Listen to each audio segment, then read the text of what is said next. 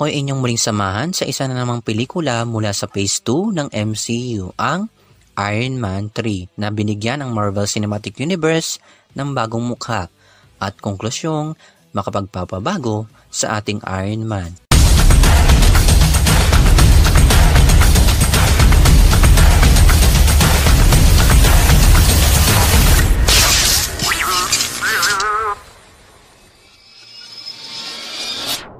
Before we begin, you can comment down below to join in my custom shoutout.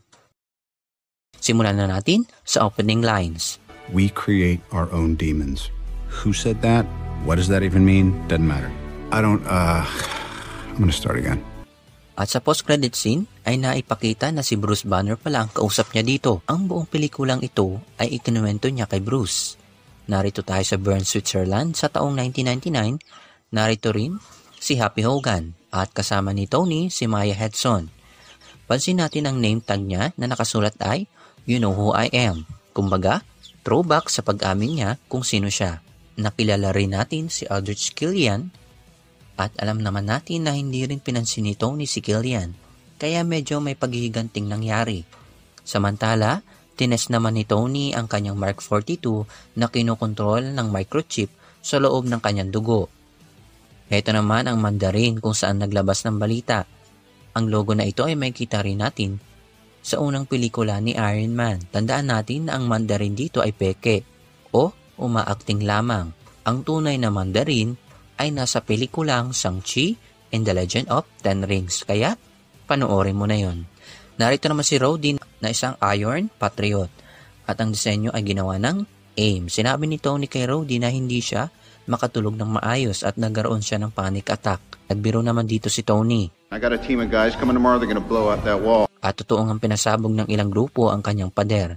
Kung iisipin, ilang ulit na rin nasira ang kanyang mansyon at ngayon, tuluyan na itong bumagsak. Balik naman tayo kay Happy Hogan sa isang Chinese theater na iniimbestigahan ang isang pasyente na si Taggart. Hanggang sa mangyari ang pagsabog. Siyempre, binantaan ni Tony ang Mandarin. Matapos mangyari yon, pumunta si Maya sa bahay niya. You're not the Mandarin. Are you? Are you? Kapansin-pansin na hindi ito sinagot ni Maya.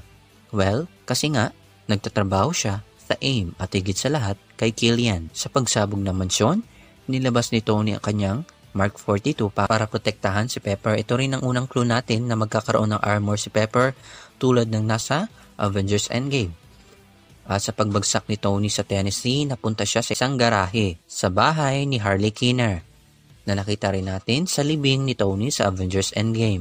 Natagpuan ni Pepper ang recorded message ni Tony sa isang helmet na maaaring ito rin ang paraan na ginawa ni Tony sa Avengers Endgame. E nire-recommend ako sa inyo na panoorin nyo ang pelikulang Shang-Chi and the Legend of Ten Rings dahil doon rin natin makikita ang tunay na Mandarin at ang 10 singsing at ano-ano nga ba ang nagagawa nito.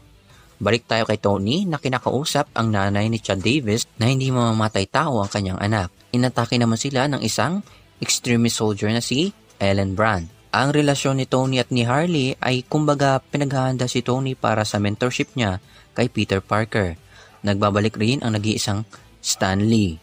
Matapos ang pangatlong panic attack ni Tony, sinabi ni Harley na bumuo ng isang bagay at naging inspirasyon ito ni Tony para pagalingin ang sarili tulad ng ginawa niya sa kanyang nakaraan. Sa compound naman ni Killian, nabanggit nila si Thor. Ever since that big dude with the hammer fell out of the sky, subtlety's kinda had its day. Ito naman napilitang ilakad ni Tony ang kanyang Mark 42 at matagumpay niyang nasagip ang ilang tao na nasa ere. Punta naman tayo dito sa shipyard na napapalibutan na ng ilan sa mga armor ni Iron Man gaya ng Mark 17 Heartbreaker. Ito rin ang ginamit upang ilipad si Rhodey. Sa kaliwa naman, ito ang Mark 39 Starboost.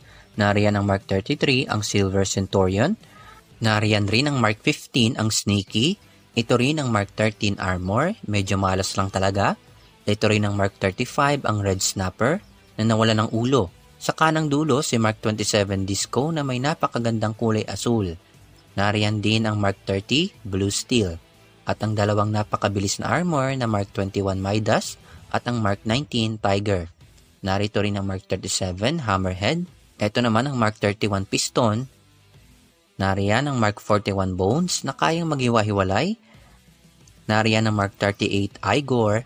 Nariyan ang Mark 25 striker at habang papalayo si Tony, sinubukan niyang tumalon sa isang armor na si Mark 22 hot rod. Pero nawasak ito at muling nagsuot si Tony ng armor. Ito ay ang Mark 16 nightclub. Sinuot niya ang Mark 40 shotgun na may napakalakas na repulsor at dumating si Mark 42. At ito ang naging sekretong armas ni Tony kung saan binuo niya ang armor na kasama si Killian at pinasabog ito. At ang huling armor ay ang Mark 8 na nasira ni Pepper. At syempre, ang bangungot ay naging tagumpay. Dito naman pinakita na tinatagka ni Dr. Wu ang sharpnel sa dibdib ni Tony, nangangahulugan na nagbago si Tony mula sa hindi namamansin na tao papunta sa kalagayan na tulungan siya ng ibang tao. At ang huli nating akto ay pinakita na literal nang tinagkal ni Tony ang kanyang arc reactor sa kanyang dibdib.